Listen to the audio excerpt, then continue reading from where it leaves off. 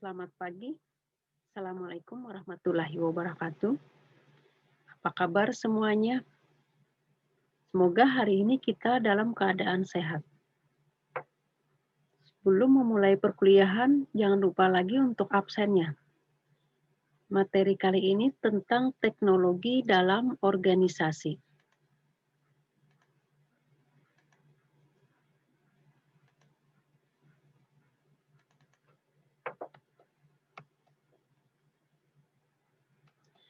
Teknologi dalam organisasi mempunyai peran yang sangat penting, yaitu merupakan sarana atau perangkat yang diperlukan organisasi dalam menjalankan aktivitasnya, yang meliputi teknologi sederhana sampai teknologi yang canggih.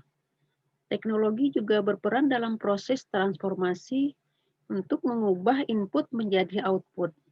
Hal itu dapat dikatakan bahwa teknologi meliputi seluruh proses transformasi yang terjadi dalam organisasi, baik itu menyangkut mesin-mesin yang digunakan, pendidikan dan keahlian karyawan, serta prosedur kerja yang digunakan dalam pelaksanaan seluruh kegiatan. Ada beberapa cara pembagian teknologi menurut jenis-jenis tipologi, seperti yang dikemukakan oleh para ahli organisasi, yaitu menurut Woodward.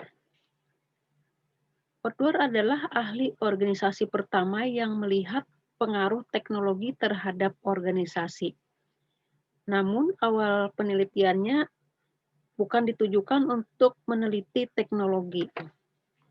Pada tahun 1960-an, ia meneliti kurang lebih 100 perusahaan manufaktur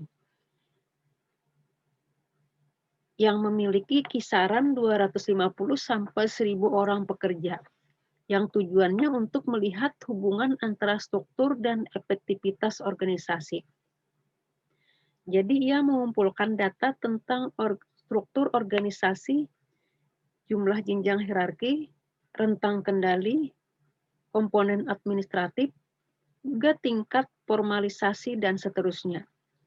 Dan juga mengumpulkan pula data finansial yang mengklasifikasikan apakah perusahaan itu termasuk di bawah rata-rata, rata-rata, atau di atas rata-rata dalam pencapaian keuntungannya.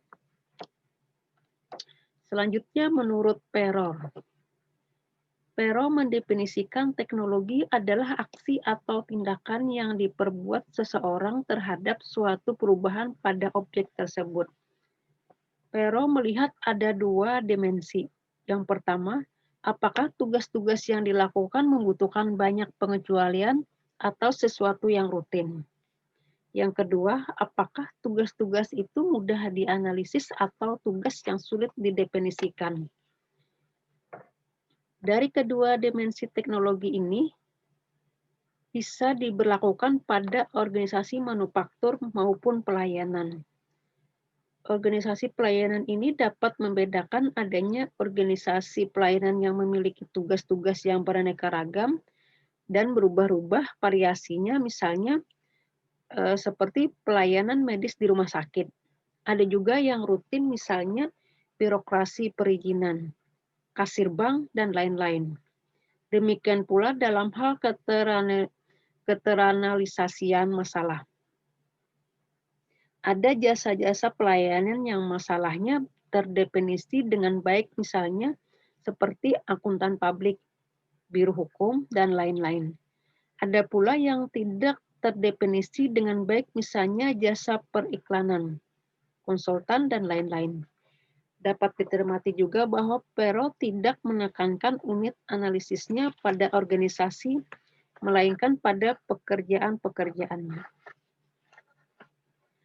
Yang berikutnya menurut Thomson. Kedua ahli organisasi dari Woodward dan Perot di sini menekankan pengaruh teknologi terhadap struktur, bahwa teknologi menentukan struktur tertentu dalam organisasi atau yang disebut juga pemikiran imperatif teknologi. Thomson tidak mengikuti alur pemikiran semacam ini. ia lebih menekankan pada tingkat ketidakpastian yang disebabkan oleh teknologi. Tingkat ketidakpastian ini mengharuskan pengambilan keputusan memiliki strategi tertentu dan pengaturan struktur tertentu pula untuk mengurangi ketidakpastian tersebut. Ia membedakan ada 3 tipe teknologi. Yang pertama, teknologi rantai panjang. Ini menunjukkan bahwa tugas dalam organisasi harus dilakukan secara berurutan. Maksudnya di sini, setelah input-input dikerjakan oleh bagian A, maka dilanjutkan prosesnya oleh bagian B. Kemudian hasil B diproses lagi oleh bagian C. Demikian seterusnya sampai akhirnya diperoleh output yang diinginkan. Yang kedua, menurut Thomson, teknologi mediasi. Ini merupakan pertemuan dua unsur atau kelompok yang terpisah. Maksudnya, kebutuhan klien A dipertemukan dengan kebutuhan klien B, sehingga kedua belah pihak memperoleh kepuasan. Contohnya adalah bank. Misalnya, klien A adalah sekelompok nasabah yang ingin menyimpan uangnya di bank, dan klien B adalah kelompok orang yang ingin meminjam uang pada bank. Bank berfungsi menjaga keseimbangan antara peminjam dan penabung. Terus yang ketiga, menurut Thomson, adalah teknologi intensif. Ini adalah sejumlah sumber daya harus dikombinasikan untuk menghasilkan output. Contohnya pada rumah sakit. Untuk menangani pasien gawat darurat, misalnya, rumah sakit sekaligus membutuhkan produk dan jasa yang berbeda, mulai dari ronsen, laboratorium, farmasi, berbagai jenis dokter spesialis, perawat, ruang inap, terapi, administrasi, dan lain-lain. Namun kombinasi sumber daya yang dibutuhkan tidak harus sama antara pasien satu dengan lainnya, tergantung pada hasil pemeriksaan kondisi pasien. Oleh karena itu, perlu ada umpan balik yang intensif antara pelaksana operasional dengan penyelia sumber daya. Mereka harus berkoordinasi secara penyesuaian karena ketergantungan timbal balik. Itu tadi menurut jenis-jenis tipologi. Selanjutnya tentang lingkungan organisasi. Perlu kita ketahui, lingkungan adalah elemen-elemen di luar organisasi yang berpengaruh terhadap kehidupan organisasi. Ada dua unsur lingkungan organisasi yang dapat dibedakan, yaitu melalui keterkaitan atau hubungan suatu organisasi dengan organisasi lain, seperti analisis jaringan antar organisasi atau interrogational network. Yang kedua adalah analisis lingkungan umum atau general environment, yaitu menganalisis lingkungan organisasi berdasarkan faktor-faktor seperti faktor politik, ekonomi, sosial, teknologi, dan seterusnya.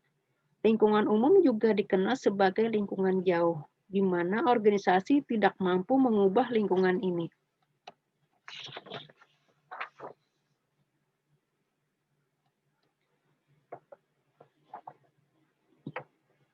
Lingkungan organisasi berdasarkan teori lingkungan dapat dibedakan 3, yaitu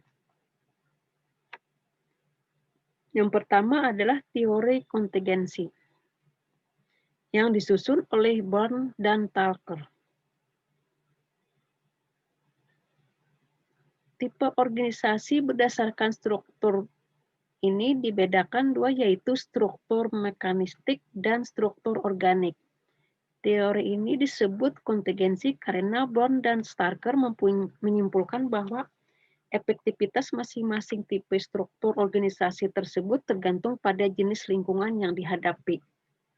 Organisasi mekanistik berjalan efektif jika lingkungan yang dihadapi stabil dan tugas-tugas yang dilakukan dapat ditangani dengan mekanisme yang bersifat rutin. Sementara itu, lingkungan yang berubah-ubah dan sifat permasalahannya tidak dapat diatasi dengan cara-cara rutin. Lebih sesuai untuk organisasi organik.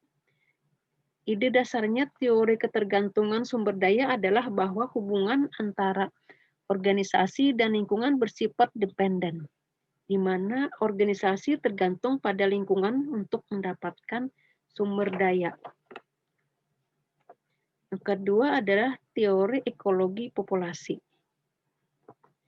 Teori ini terutama bermanfaat untuk menganalisa kelompok-kelompok industri tertentu, di mana organisasi datang dan pergi dengan relatif mudah.